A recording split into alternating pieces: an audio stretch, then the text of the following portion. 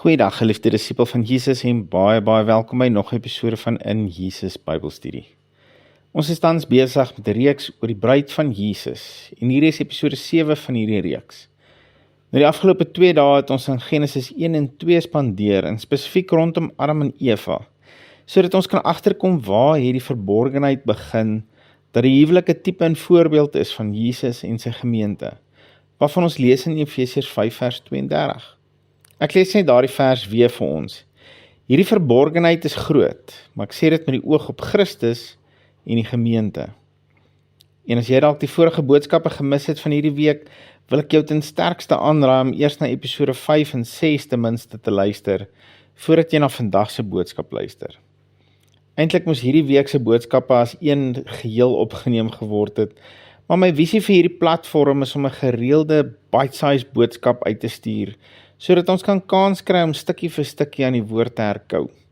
So ek probeer my bes om my boodskappe onder 10 minute te hou, en om ten minste so 3 of 4 Bybelstudies per week uit te stuur, sodat daar daarom gereeld iets is om ons in die woord te hou, en om ook oor om na te dink. Maar net vir 'n kort opsomming, ons het in episode 5 gesien, dat toe Adam geskep is, was Eva reeds binne in hom geskep.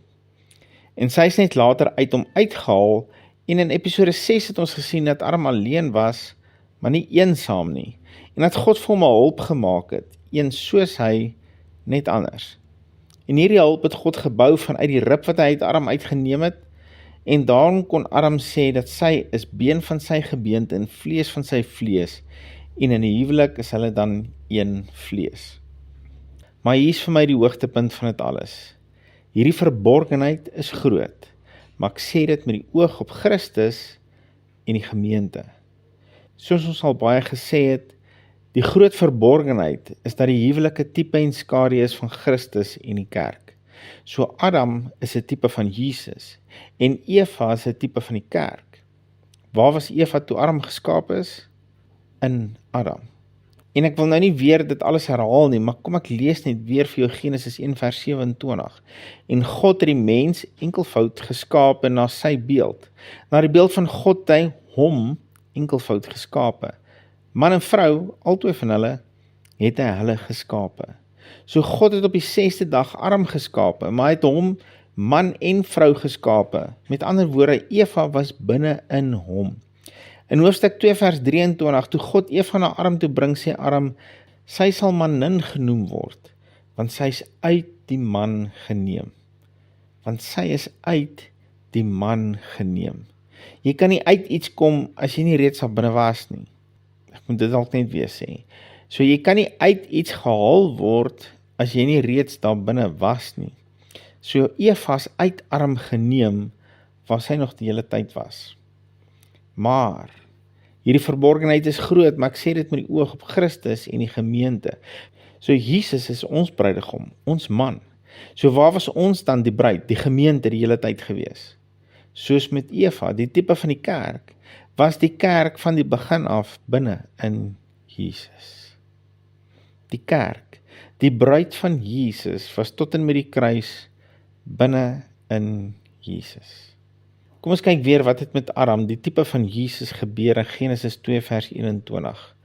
Toe die Here God 'n diep slaap op die mens laat val, en terwyl hy slaap, het hy een van sy ribbebene geneem en die plek daarvan met vlees toegemaak. Hoe lank was hierdie slaap?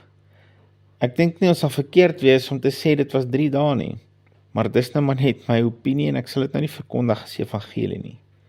Maar onthou die verborgenheid. God het aan die kruis 'n diep slaap oor Jesus gebring, en 'n Romeinse soldaat steek met sy spies in Jesus se sy, en bloed en water kom uit.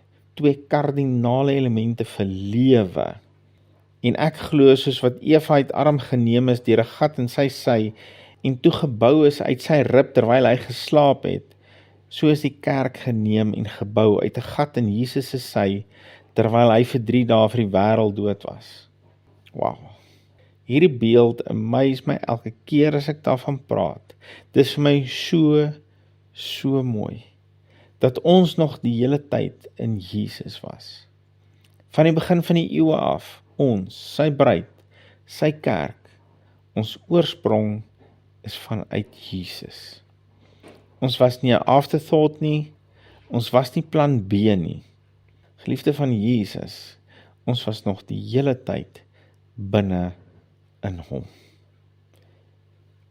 Ek gaan vir vandag net eers hier stop, want ek weet hierdie openbaring is groot, en is so awesome, en so mooi, en ek wil jou kans gee om 'n bietjie oor te mediteer, en net tyd saam met die Here te spandeer met hierdie gedagte.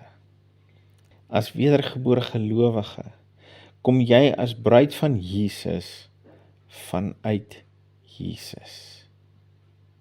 Sjoe, dit is so beautiful. Moenie môre mis nie, ek gaan aangaan met bietjie meer detail rondom hierdie tipe en skadu van ons as bruid van Jesus. Here, baie dankie vir u woord. Dankie vir die diepte waaraan u woord is. Dankie dat u so awesome and amazing God is, en dat u net aanhou en aanhou om ons gedagtes net te verstom. Here, help ons deur die Heilige Gees, dat hierdie openbaring, dat ons vanuit u kom maak dit oop aan ons, wat dit vir ons as bruid beteken, wat dit vir ons beteken in ons verhouding met u. Mag dit ons prentjie en ons verhouding met u net heeltemal totaal en al verander.